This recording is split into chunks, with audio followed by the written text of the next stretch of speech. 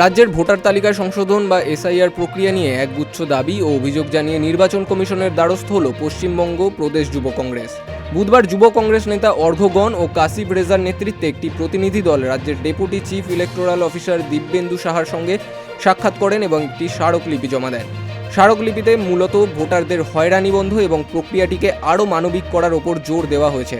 তাদের মূল দাবিগুলি হলো শুনানির নোটিশ পাঠানো এবং শুনানির তারিখের মধ্যবর্তী সময় খুবই কম। যে অর্ডারটা কার্যকর হচ্ছে না, ইমপ্লিমেন্ট হচ্ছে না, আমি তো সেটাই বললাম যে ওনারা বললেন যে 29 তারিখে একটা অর্ডার কপি করেছে, কিন্তু এই অর্ডারটা 29-এর পর আজকে 31, 3 দিন হয়ে গেল, এখনো কি এটা ঠিকভাবে ইমপ্লিমেন্ট হয়নি। বহু মানুষ এই সমস্যার সম্মুখীন হচ্ছে, যারা বয়স্ক 60 বছরের ঊর্ধ্বে, বহু প্রতিবন্ধী মানুষ এবং শারীরিকভাবে অত্যন্ত অসুস্থ সেই মানুষদেরকেও তাদেরকেও যেখানে হেয়ারিং হচ্ছে হেয়ারিং সেন্টারে যেতে হচ্ছে। কেন? তার মানে নির্বাচন কমিশন সেটা ফলো আপ করছে না। সেটাই আমরা তাদেরকে বলেছি যে যদি আপনারা যখন আমাদেরকে বললো তাদের অর্ডারের কথা, আমরা বলেছি যে অর্ডারটা যদি দিয়েই থাকেন তাহলে সেটা কেন ইমপ্লিমেন্ট হচ্ছে না, যাতে হয় সেটা তো নজরে রাখতে হবে। আচ্ছা, কংগ্রেস ছোট করে বলুন না, সেটা হচ্ছে যে বিএলএ টিএমসিরা অলরেডি দাবি করছে যে বিএলএ চুরিদেরকে বিভিন্ন জায়গায় সব জায়গাতেই রাখতে হবে। তো মানে আপনারা কি চাইছেন? আপনারাও কি বিএলএ টু আপনারা এরকম চাইছেন?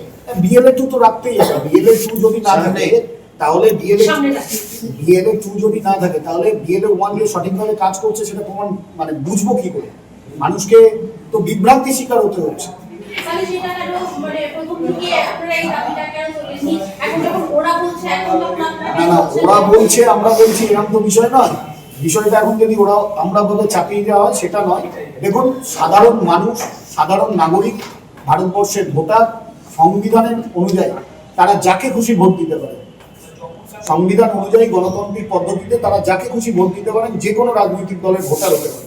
কিন্তু রাজনৈতিক দলের রাজনীতি করার সুবাদে মানুষের কথা চিন্তা করে আমরা এই যে দাবির কথা আপনারা বলছেন, অন্যান্য রাজনৈতিক দল বলছে, কংগ্রেসও একই দাবি জানাচ্ছে।